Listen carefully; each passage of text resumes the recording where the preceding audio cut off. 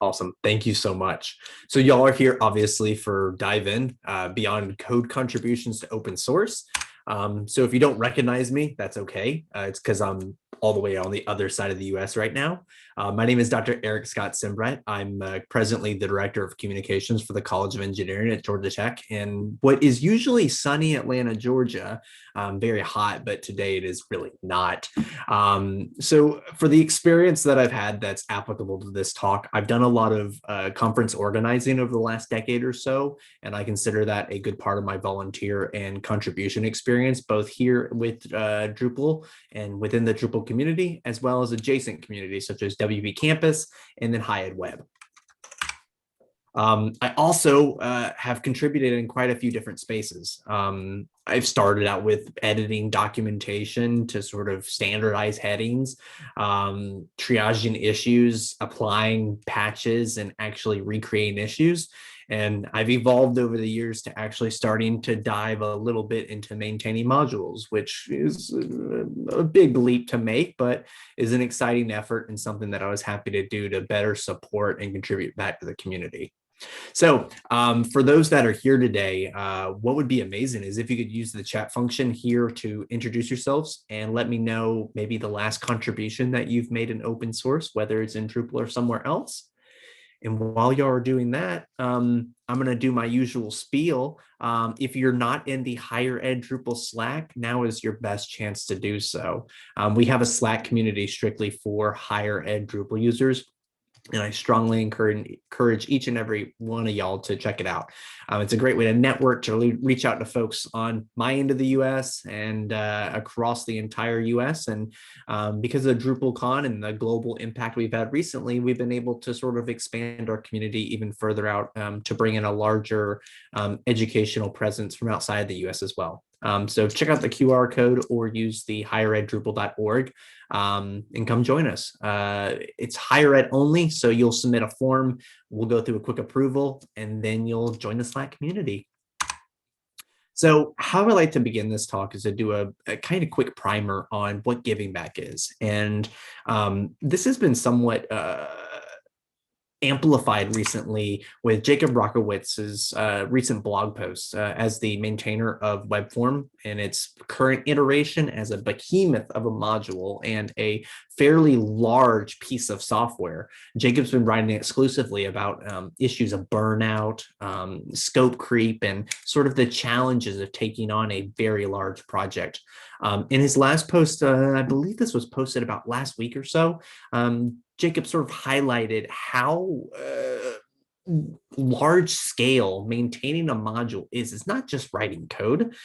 There's time and effort in things like triaging issues, answering support requests, adding new features, and even fixing bugs. And this isn't something that Jacob is the only person that can do. And so Jacob, as part of this, sort of built out a call to action that everyone needs to contribute something back to the Drupal community, large or small, if we want this collaboration to succeed. If you want to read this post, it's the most recent blog post, and I encourage you to scan the QR code or check out his website. And I believe it's the most recent one, unless I've missed anything. So I took Jacob's sort of argument here and sort of expanded it out and broadened it just a little bit, in that contributions really do enforce the sustainability of the open source software we're using. It takes that burden of sustainability and the knowledge ownership and moves it from a singular entity or a person or organization and abstracts it out to a larger group. And as you might expect, that has major tangible benefits. You don't have to rely on one person for an issue queue or to triage something. And another really understated bonus is this allows that contribution knowledge from users across the ecosystem who have contributed back to better shape and mold the resulting product through their experiences. Similarly, the contributions sort of facilitate that realistic delegation and distribution of duties in order to try to minimize the risk of reducing burnout. I think we're all we've all heard of burnout and the idea that we can sort of run out of resources or inspiration based on all the resulting work that's on there. And so when I'm thinking about this, Paul Grotevant from the University of Texas, Austin, highlighted a historical case within the Drupal community of an effort by users to help reduce burnout on another big module that was not in Drupal core in the past. And so Paul mentioned the Views Bug Squad that used to exist in Drupal 7 for Views, where there was a team of volunteers and contributors whose primary goal was to almost act as a first tier triage to help whittle down the large amount of issue queue that existed on that module. These are efforts and sort of a delegation and distribution of duties to help do that. And it's a great example of it. So the question that I received when I ran a birds of a feather on contributing beyond code at the Higher Ed Summit was, where do I begin and where do I start? And that's a hard question. And it doesn't have an easy answer, because what I would say to you normally is jump on it, but you don't know what it looks like underwater until you're in there. And it could maybe not be filled with, for example, ghost pirate skeletons that have apparently found swords. It could be dangerous, it could be overwhelming, or it could be pretty straightforward. But I feel like more folks tend to see this diving in approach as perhaps a very risky endeavor because of the fears like this. This is where I'm going to attempt to allay those fears by sort of looking at it from a couple of different perspectives. First, your contributions don't have to be massive or long-term contributions back beyond code. They can be quick and immediate. They can be simple changes, looking at an issue to perhaps change a priority if someone's incorrectly tagged an issue. It could be editing and documentation to remove an errant heading that could be causing some accessibility issues when reading documentation. Those have as much value as our more strategic or long-term wins. Those like actually, starting from the ground up, large pieces of documentation. Both of these are actually very good contributions because they're tasks and directives that need to be done, and they better our community as a whole. We should not look at these as two separate ones, but rather two sides of the same coin. And so thinking about sort of the two-tailed approach to documentation, the documentation maintainers on Drupal.org have spent some time recently sort of rethinking how to give that first step into contributions beyond code, and making it an effort to be more inclusive and exhaustive of the kind of duties that projects and Drupal core needs. And so I strongly encourage each and every one of the viewers here to check out the contribution areas page. And that can be found from the QR code here or from the URL address to the right of that. The way that they've actually restructured this page is almost, I call them passions. There are 4 different pillars of contribution types. On the left-hand side, we have, our documentation mainstay, which I've abstracted out to knowledge. It's both contributor guides, basic documentation, as well as Drupal.org website knowledge and information. And then we have the sort of traditional code-related contributions, whether that's in contributed space or to Drupal core. And then we have 2 additional spaces that I don't think get the limelight they deserve. First, I think about the 3rd tier as almost like an audit or a subject matter expert area, things like accessibility and usability, things where you require a lot of prerequisite and targeted knowledge in order to provide feedback on a specific project from a specific lens. And translation fits on there for the very same reason. There are lots of translations that need to happen, and subject matter experts that have both the prerequisite knowledge to be able to make that translation, as well as understanding the module and the scope that's there. And then at the very end is out and about, the more marketing and communication focus, the getting out and bringing folks together, whether that's event marketing, event planning, or marketing. And so at the bottom over here is 3 aspects that sort of underlie all 4 of these different passion areas. And all of these are present within each and every one of the listed items on this slide. Obviously, mentoring can happen across the scope of these, whether you're planning a Stanford webcam, for example, or working on an accessibility audit. There's mentoring to be done to bring new folks in, support to help out folks, and knowledge sharing to distribute out the knowledge that you know. And so all of these areas are available on that page, but rather than sort of being a table, they're all kind of blending together in sort of fluid areas.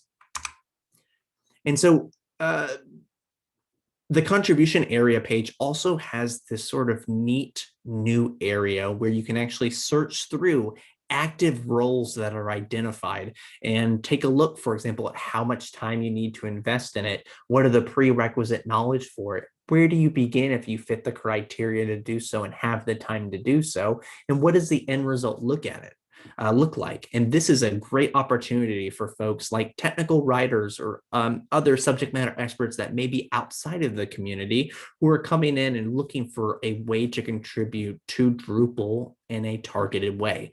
This is a great way of broadening our umbrella and bringing new folks in, as well as sort of lifting the veil on what this actually entails and how to connect folks. One thing that I found that tends to be underutilized, but an incredible value for contributing is locating, and then attending regularly scheduled meetings within these contribution areas. So those pillars that I showed you a couple of slides back, a wide majority, and I'm going to put an asterisk there because I don't believe all of them have it, but a wide majority of them actually have regularly scheduled meetings, whether asynchronous or synchronous, on Slack, on Zoom, in order to coordinate, plan initiatives, plan sprints, and sort of bring the community of subject matter experts together and move issues and initiatives forward. For contribution meetings, for folks who are looking to dive in here, these are pretty open invitations. So the mission is for you to proactively make sure your calendar set up for it, show up and be present at that meeting, and then contribute to the conversation. It's a great way to meet the amazing people who are leading these efforts, as well as active folks within the community who could serve as mentors or subject matter experts to help guide contributions. Oh, and speaking of, I would be remiss if I didn't highlight an effort that Media Currents' Damian McKenna is working on.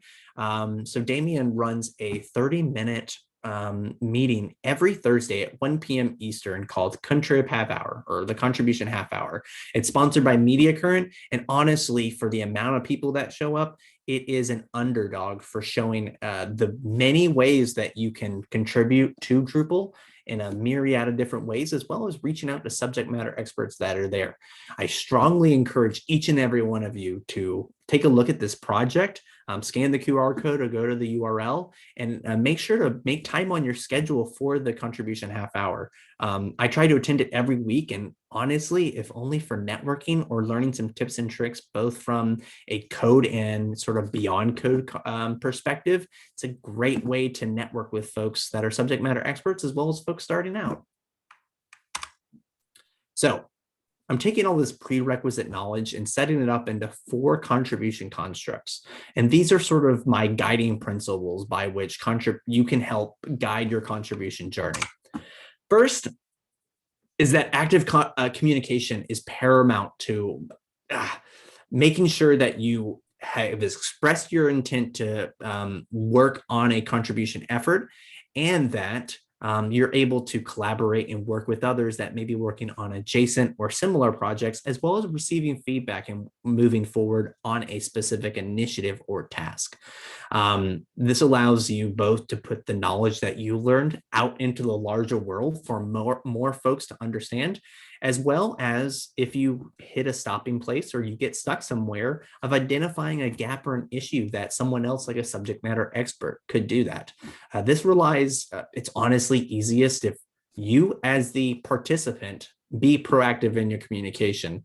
The last thing you want is this issue to be emergent and by someone else they find down the road. If you see something there, you have the power to use your communication to highlight that and, sort of give updates on what you're doing and the value that you have. Second is to set those intentional priorities. At the end of the day, these are all volunteers for the most part. And so, your words, speaking to the last slide, have a lot of meaning. And so I strongly, strongly encourage you to make sure that if you volunteer yourself for it, that you actually follow through with it or communicate otherwise. And that if you're working with others, set priorities and expectations with your collaborators on what you can do, what you need help, and what you don't feel comfortable doing. That makes it easy to figure out the delegation of duties, as well as perhaps look for other folks to help out. 3 is to foster the empathetic culture, work on building empathy within your communication. At the end of the day, we're working with a global audience and subject matter experts who come from a variety of cultural and personal backgrounds that may communicate in different ways than you. Really, the best path that I can give you here is to be sure with your communication, both on like asynchronous locations like drupal.org and on Slack, to be intentional and inclusive on your communication, and be sure that all your communication has respect and that you're acting in an ethical way when you're working with others. Finally, the most important thing, which is to contribute on your time. At the end of the day, a big thing about contribution is finding time within your schedule to work on it, and where contributions can fit within your maybe busy schedule that exists. And this is where I want to reiterate yet again, contributions can be as big or as small as you are comfortable with. Contributions can also be emergent. One of my favorite things to do, and I don't know if I'll have the time to highlight it, but I do want to mention it anyways, is to find documentation or best practices that are tucked away somewhere on a drupal.org issue. And once I find that, because I know I'm not the first person to find it there, to make it more visible on something like a community documentation page so it doesn't live in an issue queue and lost forever to the sands of time. And to highlight yet again that those small scale contributions are still incredibly valuable contributions because you're giving back in some way. If you're unable to locate time or you are having trouble with that, as a broad aside, I think talking with a supervisor or leadership can help identify where this fits. So how I'd like to end this is to look at 3 different areas and different perspectives within these buckets on where you can explore for contributions. The first is one of my favorites as I introduce myself with, which is community and event organizing. And there are 3 major aspects that I like on this. First, you can do what I'm doing today, which is presenting. I'm sharing knowledge. I'm spending the time to write a proposal, get accepted, turn that proposal into a presentation itself that fits right about at the time that I was allotted for, and then to experiment with my presentation format. This is a great way to share knowledge. You can go one step further. Whew, this is a big step, and go to organizing an event. Of course, you're not the only person organizing an event, but it's a great way to jump into a larger initiative and find a place within there that fits for your hobbies, your areas of expertise, or areas of growth.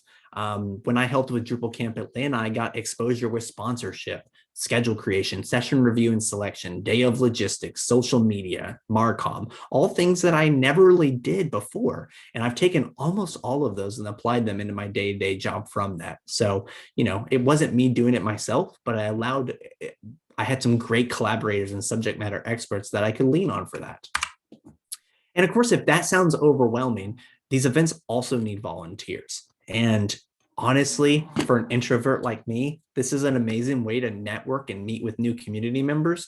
If you're uncomfortable in more like specific social spaces, this is a great way to work within a goal to meet subject matter experts on the event space area. So I'm very quickly going to go through documentation. And the one thing that I wanted to mention earlier was the issue queue, finding documentation and turning it into a documentation guide. I feel like that's issue archaeology. You're taking a look, finding documentation that's been hidden somewhere in an issue, and then actually taking it and moving it somewhere else. And of course, if that doesn't exist, you can do things such as starting a new documentation guide, which takes a little bit more effort, but you're not alone on that.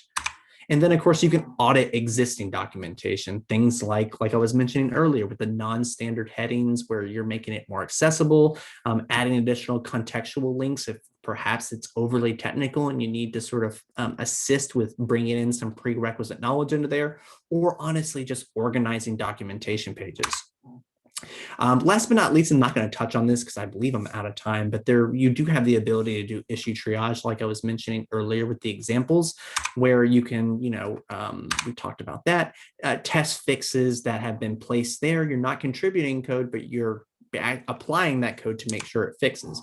You can refine issue descriptions. There's a ton of value in issue descriptions being verbose, being replicable, and having the information that can help subject matter experts in code and beyond code fix the issue. And then to link issues together, the issue queue can be a very scary nest of issues, and providing those links between ones that are similar can save a lot of folks a lot of headache.